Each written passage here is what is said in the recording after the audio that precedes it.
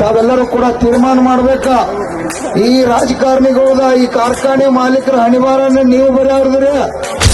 ಬರೇ ಗುರ್ಲಾಪುರ ಕ್ರಾಸ್ ಅಲ್ಲ, ನಾ ಹೇಳಿನಲ್ಲ, ಸಾವಿರ ವಿದ್ಯಾರ್ಥಿಗಳು ಯುವಕರ ಬೆಂಬಲ ಕೊಡಕತ್ತಾರ. ಇಲ್ಲ ನೋಡಾಕತ್ತೀನಿ, ಕೆಲವು ಮಂದಿ ಯುವಕರು ಬಂದಾರ. ಎಂದೂ ಕೂಡ ಪಾಪ ರೈತ ಸಂಘ ಅಂದ್ರೆ ಗೊತ್ತಿಲ್ಲ, ರೈತ ಹೋರಾಟ ಅಂದ್ರೆ ಗೊತ್ತಿಲ್ಲ, ಬ್ಯಾಂಕಿನ ನೌಕರಿ ಮಾಡೋರು, ಡಾಕ್ಟರ್, ಇಂಜಿನಿಯರ್. ಇವತ್ತು ಬೆಳಗಾವಿಗೆ ಹೋಗಿ ಡಿಜೆ ಹಚ್ಚಿ ಕುಣಿತಕ್ಕಂಥವ್ರು ಗುರ್ಲಾಪುರಕ್ಕೆ ಬಂದಾರ ಅಂದ್ರೆ ತಾಕತ್ ಹೆಂಗದ? ಕಾರ್ಖಾನೆ ಮಾಲೀಕರಿಗೆ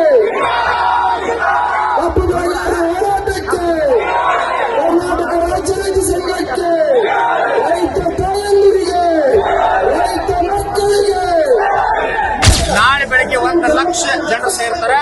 ಇದೇ ರೀತಿ ಮುಂದುವರೆದ 1 ಲಕ್ಷ, 2 ಲಕ್ಷ, 5 ಲಕ್ಷ ಹೋಗ್ತದೆ. ನಿಮ್ಮ ರಾಜಕೀಯ ಅಂತ್ಯ ಆಗ್ತಕ್ಕಂಥ ಕಾಲ ಬರ್ತದೆ. ಎಚ್ಚರ.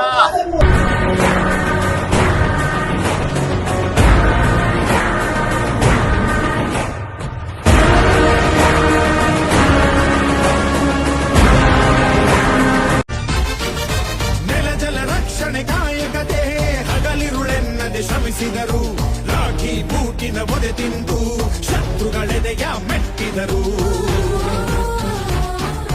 ಉಪವಾಸ ಸೆರೆವಾಸ ಎದೆಗುಂದದೆ ಮುನ್ನುಗ್ಗಿದರು, ಅವಮಾನ ಅದೇ ಬಹುಮಾನ ಎಂದರು ಕನ್ನಡ ಸಿಂಹಗಳು. ಅಳಿದರು ಕನ್ನಡ, ಉಳಿದರು ಕನ್ನಡ, ಎದೆಯನೇ ಸೀಳುನಿ ಹರಿವುದು ಕನ್ನಡ, ಬರೆವುದು ಕನ್ನಡ. ನನ್ನ ಮಣ್ಣಿದು